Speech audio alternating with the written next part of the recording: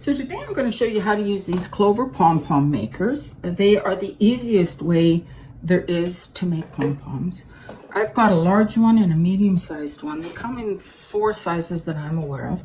You can also sometimes get a similar product, not the same brand, but you can sometimes get a similar product at the Dollar Tree.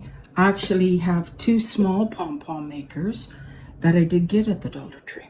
They all work the same way, okay? Because it's faster, I'm going to use the smaller of the 2.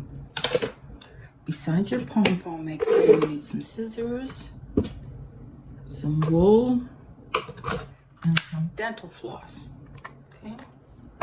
Step 1 is we're going to open up our pom pom maker. It's got 2 little levers here on the side. We're going to open up this way to get this set of arms open. And we'll open it up this way to get this set of arms open. Okay? And we're going to start at this end. We're going to wrap around. On the blog post, I counted how many times I wrapped to get a really, really thick and full pom-pom. But to be honest, when I'm making them, I don't count. I think, let's do it by eye. Okay? So what I'm going to do is I'm going to push this in here, hold those together, and I'm going to wrap it just to get it started, like that. And then I'm going to take the wool and wrap it around as close to the one before it as possible. I'm going to go from the outside to the inside.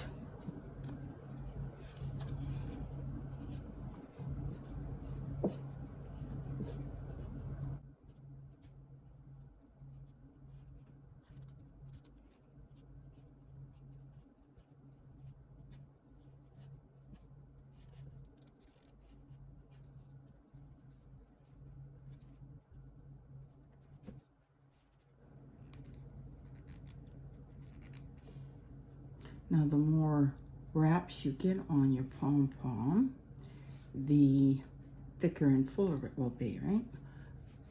Okay, so there's my first time around the arm. I'm going to do it again.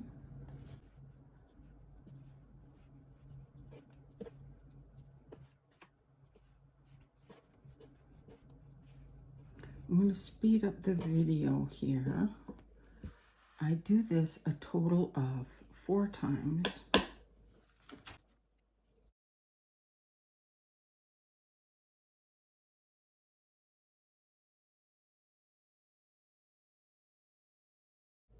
Now, what I'm trying to do here is when I'm wrapping, I try to wrap it as straight as I can so the threads are similar in length.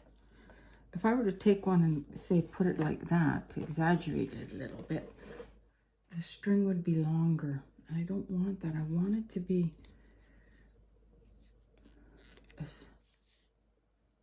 the same as much as possible, although we do trim it at the end.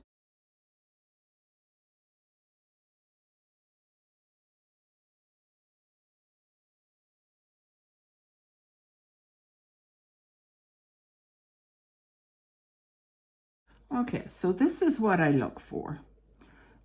This is when I know I'm done. I'm back at the start where I finished. So I got the 4 wraps on there, and it's almost full.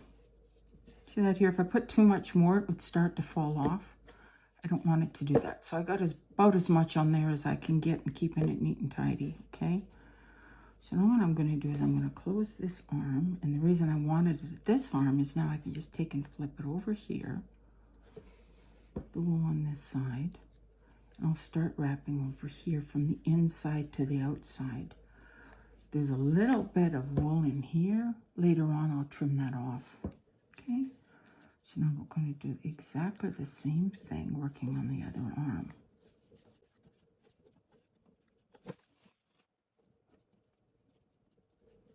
Now, you do not have to buy these pom pom makers. I don't sell or do Amazon affiliates off of Pretty DIY Home. But on the blog post, I will put links to these particular sets. So you see which ones I'm talking about. Like I said, you can also get them at dollar store. And I'm going to do 2 other posts on how to make pom-poms. Why would I do that? Well, if I'm making a pom-pom by myself, I would do it this way because I have the maker, right? But if I was having a bunch of little kids over and we were going to make pom-poms together, I don't want to be going out and buying a bunch of pom-pom makers. So I will do some other posts for you and show you how those work as well.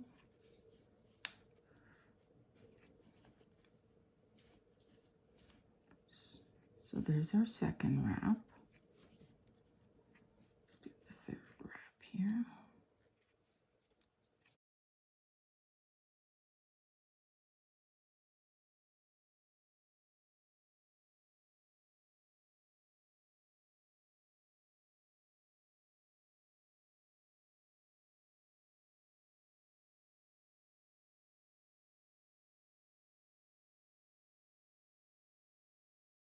These pom-pom makers do last pretty well. These ones I've got here have to be 10 years old.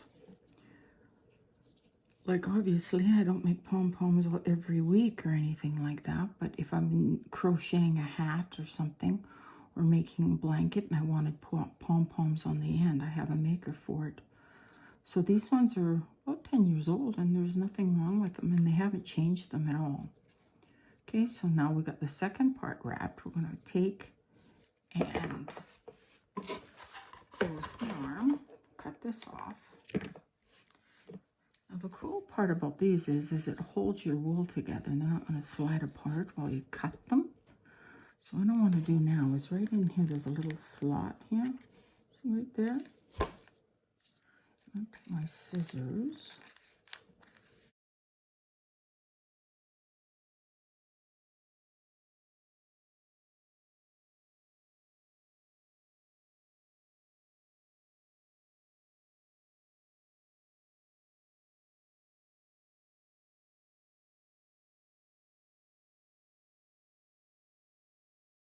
Still got this little bit of thread here I have to cut off.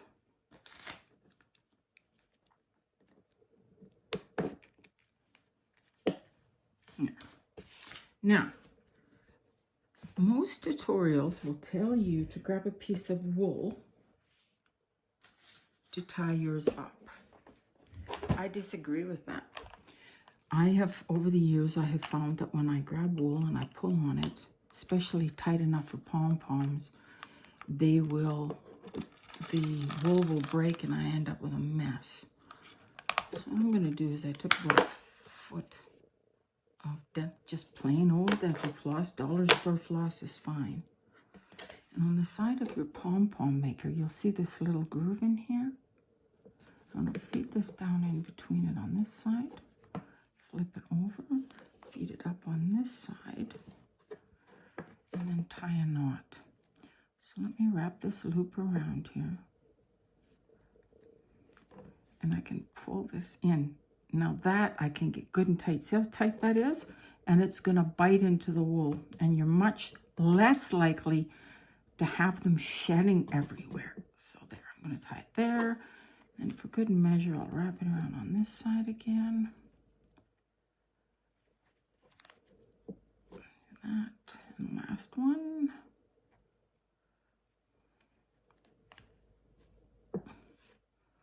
I'm going to take this here.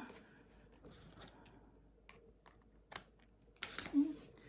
So now we have our pom-pom all tied. It's ready to go. Now I'm going to open these 2 arms on this side, and then I'll open the 2 arms on this side.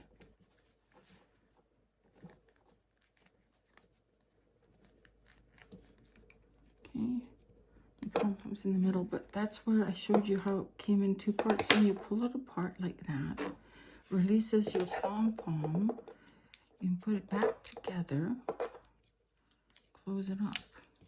Okay, so here's our little pom-pom all ready to go. So cute, they're so cute.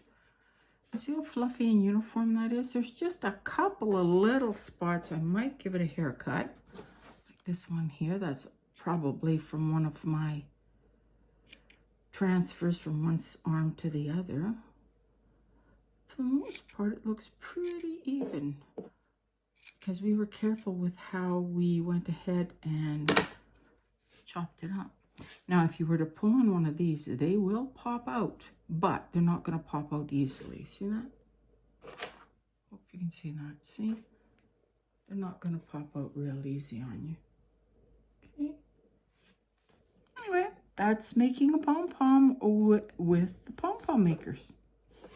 Happy crafting.